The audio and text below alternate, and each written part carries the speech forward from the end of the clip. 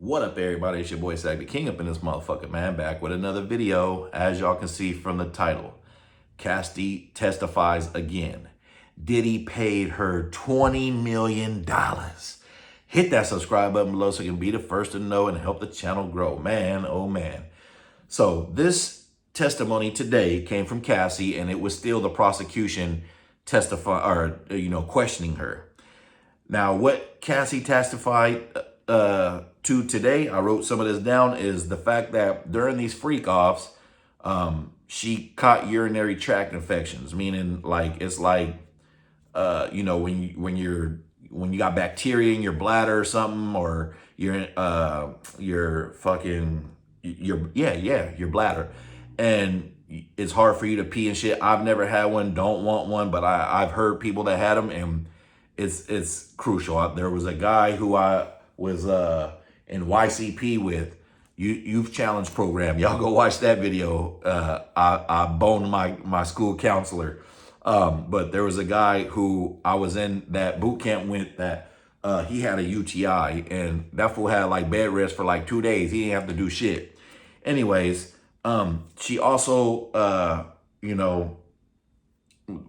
going through text messages between her and Diddy. In these messages, she's complaining about having urinary tract infections. She's complaining about sores on her tongue. They asked her what that was from. She said, given oral sex. So she sucked so much dick that she was having sores on her tongue, bro. He was working her shit. She testified against more male escorts by name. She was describing the beating that happened in 2006 video. I posted that video, the full video, underneath this video. Now, the initial video just showed like a 30-second clip, and we was like, damn, we was dragging Diddy for that. Like, damn, we didn't know what happened after he drug her. But if you watch the full 15-minute video, she could have easily gotten out of that situation and left that situation, and she didn't, and she stayed, and security ended up coming up, and she ended up getting her stuff, but she stayed around. They was having, all three of them were sitting around having dialogue. Go watch this video, okay? It looks way worse before than when you watch this full video.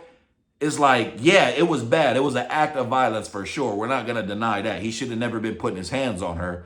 But when you watch the full video, you like, bro, why she didn't take the stairs? Why she didn't do a lot of different things? Now, we can't all put ourselves in Cassie's shoes. It's easy to say something after the fact. Retrospect and hindsight is, you know the saying for it. But when I watched the full video, I'm like, come on, bro. This looks like a normal ass fight between a couple. It didn't look like, what it was made out to be. Yes, it was bad. Yes, it was bad. But when I sat there and watched them having dialogue and Cassie just standing there while the security's talking to him, and she just seems so unbothered until she gets her stuff back, it's like, there's just more questions to her character and her story. All right, but let's continue. Like I said, the video is below this one, so watch it and make up your own mind about it. All right, and share it. Share all these videos. Okay. She testified that on her 29th birthday, Diddy pulled her from a party with her friends to have a freak off. She didn't want to. He threatened that he was gonna show these videos to everybody, so she went and did it. Okay. But here is some of the crazy shit that has been confirmed, and something that is very disturbing.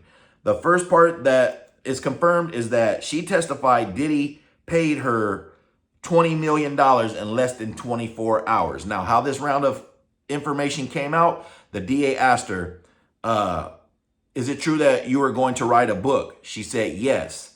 She said, my husband, after talking to my husband and my mother, they convinced me to start writing a book. So what I did was I wrote some chapters of the book. This is her testimony. And she sent them to Diddy. And they said, why did you send them to Diddy? She said, because I wanted him to read it. Then they said, what happened after that? She said, I told him, give me $30 million or I will file a civil lawsuit and release this book. Then the prosecution asked, what happened after that? She said, Diddy paid me $20 million in less than 24 hours, right? So she tried to blackmail this man, which she did, which turned in, if you ask me, that's extortion, okay? Because you were in this relationship for 10 years, and I'm going to get to the disturbing part here in a second. That was just the factual thing that is confirmed now. We all thought it was 30 million and up to 100 million, but it's confirmed that he paid her 20 million in less than 24 hours, okay? After she sent him messages threatening to take him to court in a civil lawsuit, not a criminal lawsuit, okay? And 6 years after the abuse, the last known case of them being together, okay? I know I said I'm going to get to the disturbing part, but that's kind of disturbing itself. That you extorted this man 6 years later and you demanded $30 million from him. And it said in her testimony that that her mom got her to write a book, that her husband got her to write a book and all that shit. And now, you know, she said that she wouldn't do it if he paid her. He paid her, and they asked her, why'd you still go ahead and why are you still doing this now? Which is what we all want to know. And she said, because I just want to tell my story. Let me go back to the 48 laws of power. Law number 7, crush your enemies totally. She's doing a great job at that. She's ruined this man's reputation and name, and he ruined his own reputation and name. He has to take way more accountability of this, right?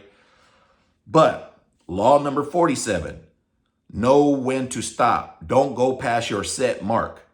Her set mark was $30 million. She got $20 million, and now you're going past your set mark. And now as more and more of this testimony is coming out, I see people online that's not so much on her side, okay? And I'm going to get to some more disturbing things of why.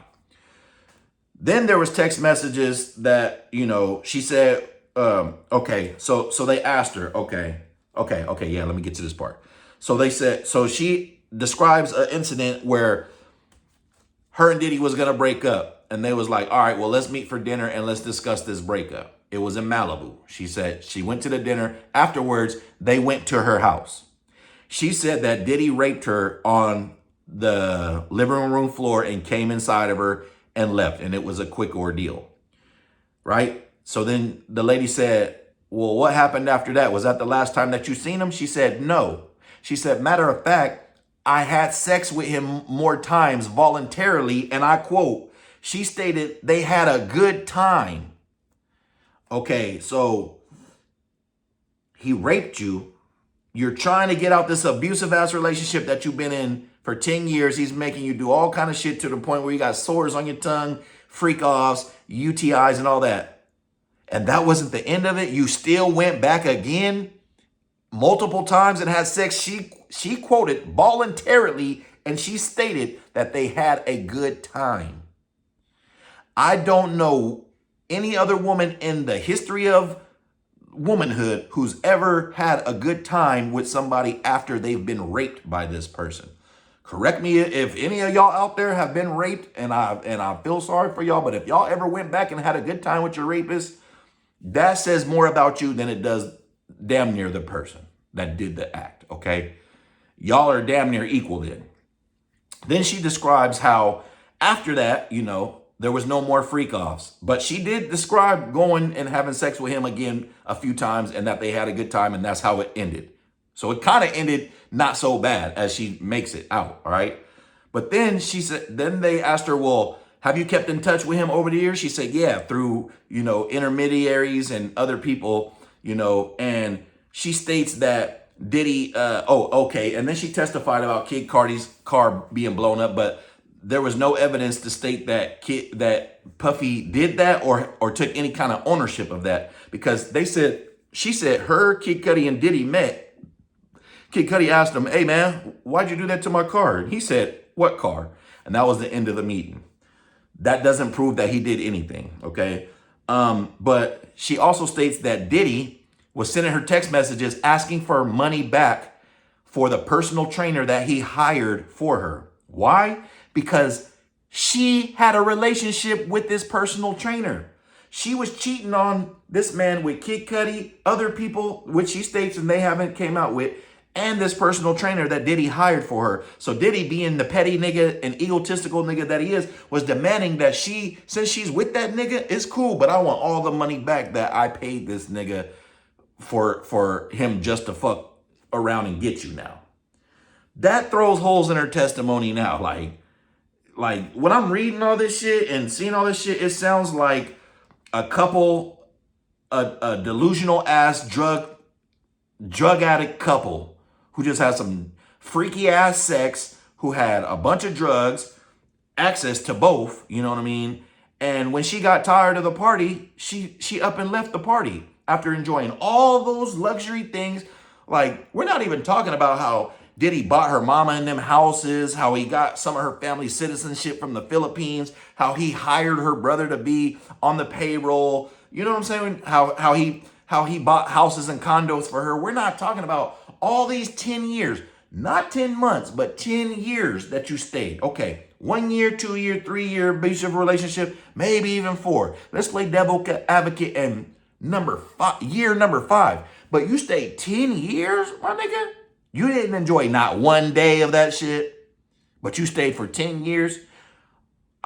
I'm so surprised that people are not holding Cassie more accountable for the role that she played in this, especially after 6 years that y'all ended the relationship. And obviously you ended it having a good time after he raped you. But yet, after 6 years, after your husband and your mama talk you into writing a book, you decide to send this man email saying, I'm demanding $30 million or else. He gives you the $20 million and you still go and do this.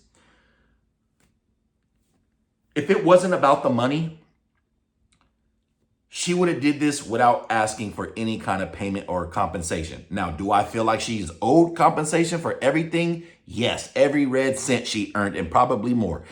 I'm not condoning anything Diddy did. He's a fucking abusive, egotistical, narcissistic, freaky ass, weird ass dude.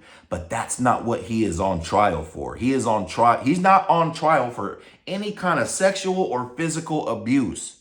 Okay? And that's why I think this trial is going to end in either a mistrial, a short sentence with time served, or he's going to get convicted and pardoned by Trump. He's got money. And we know Donald Trump is crooked, and we know that they're friends. And some of these incidents happened at the Trump Towers, she testified to yesterday.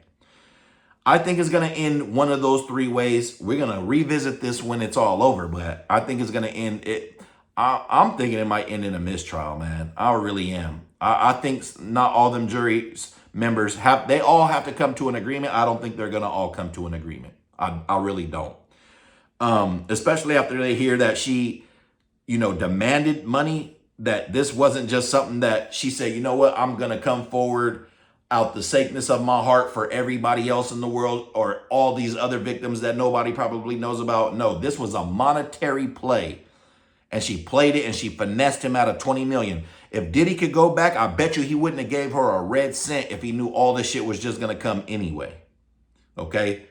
It doesn't look good on her part, the monetary thing. It doesn't look good that her husband is the same dude that Diddy hired to be her personal trainer. It doesn't look good that she admitted to having other relationships while in this relationship with this man. It sounds like 2 drug addicts, which they clearly were.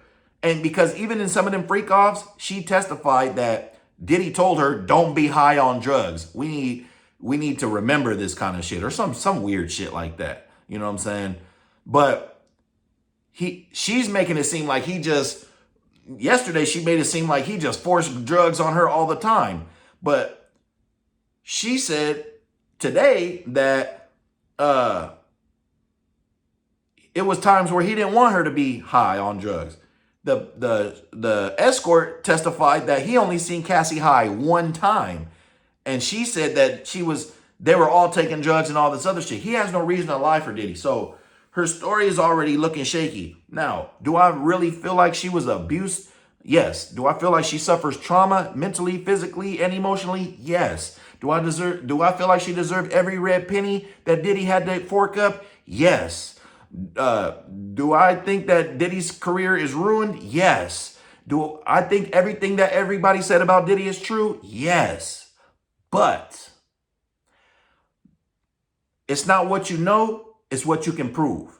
If you take your feelings about this out of the equation and we're just going by the law, there's very little evidence, if any at all, for the things that he's being charged with. Sex trafficking, running a criminal enterprise. You got to remember, this is a one-person RICO.